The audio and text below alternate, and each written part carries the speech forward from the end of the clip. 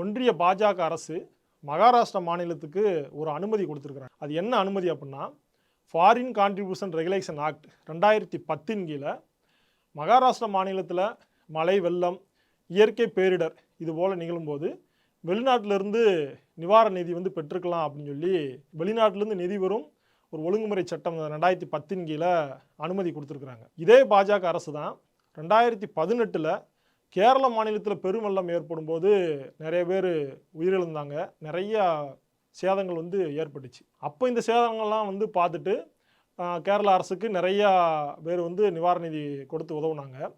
கேரளாவிலேருந்து நிறைய பேர் அரபு நாடுகளில் வேலை பார்க்குறாங்க. அதனால ஐக்கிய அரபு அமீரகம் ஒரு $100 மில்லியன் கிட்ட உதவி செய்கிறதுக்கு தயாராக இருந்தாங்க. கேரள அரசுமே கூட ஒன்றிய அரசாங்கத்திட்ட எங்கள் நிதியை வாங்கி கொடுங்க அப்படின்னு சொல்லி முறையிட்டாங்க.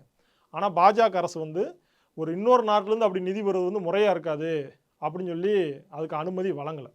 இப்படி கேரளா மாநிலத்துக்கு அனுமதி வழங்காத ஒன்றிய பாஜக அரசு தான் இப்போ மகாராஷ்டிரா மாநிலத்துக்கு அனுமதி வழங்கியிருக்கு. இப்போ நம்ம இதை எப்படி பார்க்குறது? அதாவது கேரளாங்கிறது ஒரு எதிர்க்கட்சி ஆளக்கூடிய, பாஜகவுக்கு கொள்கை ரீதியாக எதிரியாக இருக்கக்கூடிய ஒரு கம்யூனிஸ்ட் ஆளக்கூடிய மாநிலம் அப்படின்னால அவங்க அனுமதி வழங்கலை.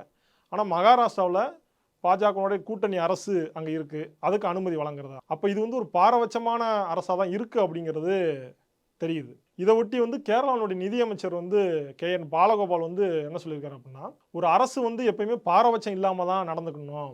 ஆனால் கேரளாவுக்கு ஒரு மாதிரியாகவும் மகாராஷ்டிராவுக்கு ஒரு மாதிரியாகவும் நீங்கள் எப்படி நடக்கிறீங்க? நீங்கள் மகாராஷ்டிராவுக்கு நிதி கொடுக்கறத கேரளா ஒன்றும் ஆட்சேபிக்கலை, ஆனால் கேரளாவுக்கு ஏன் நீங்கள் அந்த நிதியை கொடுக்கல? இது நியாயமே கிடையாது. ஒரு அரசு, ஒன்றிய அரசுங்கிறது பாரபட்சம் இல்லாமல் சமமாக தான் நடக்கணும். இப்படி தொடர்ச்சியாக நடந்துக்கிட்டு இருந்துச்சு அப்படின்னா ஒரு ஒன்றிய அரசுக்கும் மாநில அரசுக்கும் ஒரு நல்லுறவுங்கிறது இருக்காது. இந்த மாதிரி நடவடிக்கைங்கிறது ஒரு பாரபட்சமான நடவடிக்கை தான், இதை ஏற்றுக்கவே முடியாது அப்படி சொல்லி அவர் தன்னுடைய கருத்தை தெரிவிச்சிருக்காரு.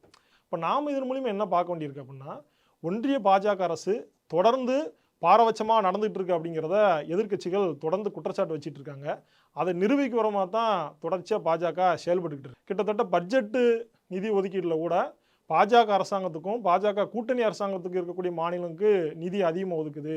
நீங்கள் பாஜக ஆதரிக்கக்கூடிய நிதிஷ்குமாராக இருக்கட்டும், இல்லை ஆந்திராவில் சந்திரபாபு நாயுடாக இருக்கட்டும், அவர்களுக்கு அதிகமான நிதியை ஒதுக்குறது. எதிர்க்கட்சிகளாக இருக்கக்கூடிய தமிழ்நாடு, கேரளா போன்ற மாநிலங்களுக்கு நிதி குறைவாக ஒதுக்குது அப்படிங்கிற குற்றச்சாட்டு இருக்குது. இப்போ ஏற்கனவே இந்த ஒன்றிய பாஜக அரசு தொடர்ச்சியாக பாரபட்சமாக நடக்கு அப்படிங்கிற விஷயங்களில் அம்பலப்பட்டுக்கிட்டு தான் வருது. அதன் ஒரு பகுதியாக தான் மகாராஷ்டிரா வெளிநாட்டிலேருந்து நிதியை பெற்றுக்கலாம் அப்படிங்கிறது அனுமதி கொடுத்ததும், கேரளா பெறக்கூடாதுன்னு சொல்கிறதும், தொடர்ச்சியாக அந்த அரசு பாரபட்சமாக நடந்துட்டு இருக்கு அப்படிங்கிறத இந்த விஷயங்கள் உறுதிப்படுத்துது.